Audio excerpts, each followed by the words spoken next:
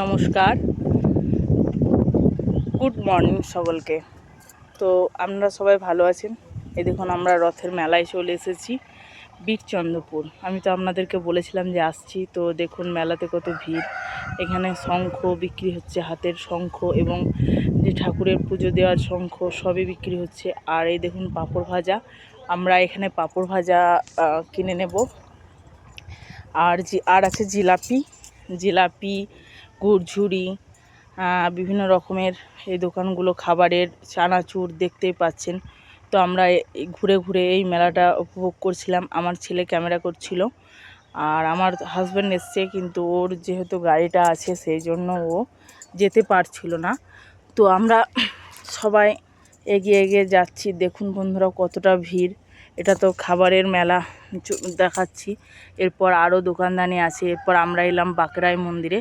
তো বাঁকড়াই মন্দিরে বাঁকড়াইয়ের ছবি তো তোলা যাবে না, আর যদিও এখন বাঁকড়াই রথে চেপে পড়েছে। তো আমরা নাট মন্দিরে উঠবো, এখানকার কিছুটা ভিউ আমরা নেব। তো আমি তোমাদেরকে দেখো, মধ্যে মাঝে আমাকেও দেখা যাচ্ছে।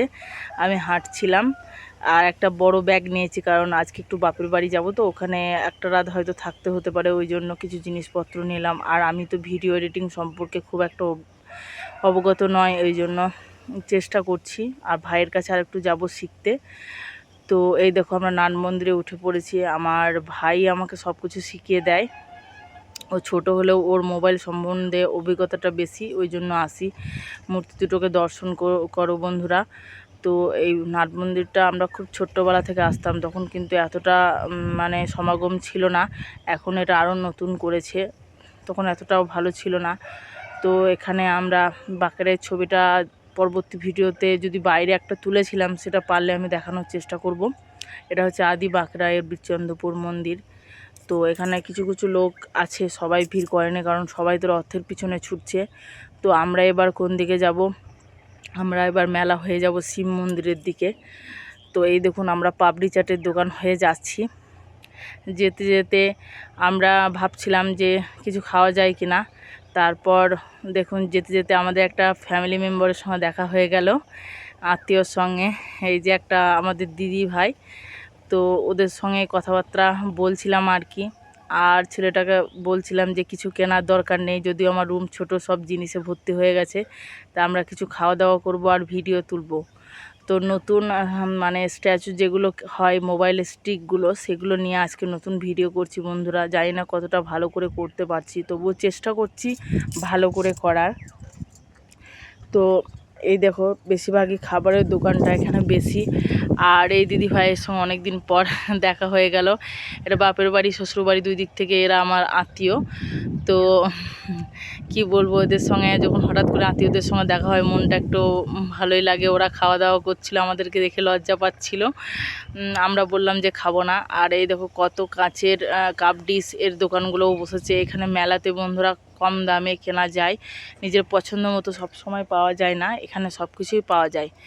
তো আমরা আরও এগিয়ে যাচ্ছি, ফটোর দোকানের দিকে এগিয়ে যাচ্ছি। এখানে কিছু ঠাকুরের জিনিসও আমরা দেখতে পাচ্ছি, কিন্তু আমরা কিছু কিনতে পারছি না, কারণ অলরেডি আমার বাড়িতে আছে। তো এই দেখো একটা বাঁকড়াইয়ের, ছোট্ট বাঁকড়াইয়ের মন্দির, এখানেও ছবি তোলা হবে না বললো জেঠু আমাকে চেনে। আর কাঠের মালার দোকান, যদিও এটা আমার চেনা এলাকা, এখানে আমি প্রচুর ঘুরেছি, কারণ এখানে আমি পড়াশোনা করতাম। আর বীরচন্দ্রপুর আমার হাতের তালুর মতো চেনা।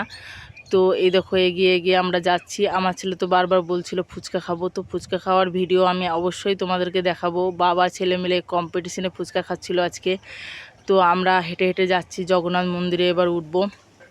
জগন্নাথ মন্দিরে ক্যামেরা নিয়ে যাওয়া নিষেধ, কিন্তু আমরা তবুও তোমাদেরকে দেখানোর জন্য ক্যামেরাটা নিয়ে যাচ্ছিলাম, যতটা পাচ্ছিলাম দেখানোর চেষ্টা করছিলাম।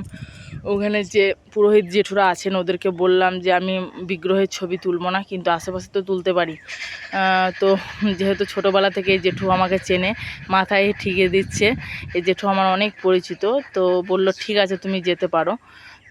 তো আমরা দেখো 4-5টা জগন্নাথ মন্দিরের দেখাচ্ছি। তোমরা তো পুরীর জগন্নাথ মন্দির দেখেছো, এটা হলো বীরচন্দ্রপুরের জগন্নাথ মন্দির।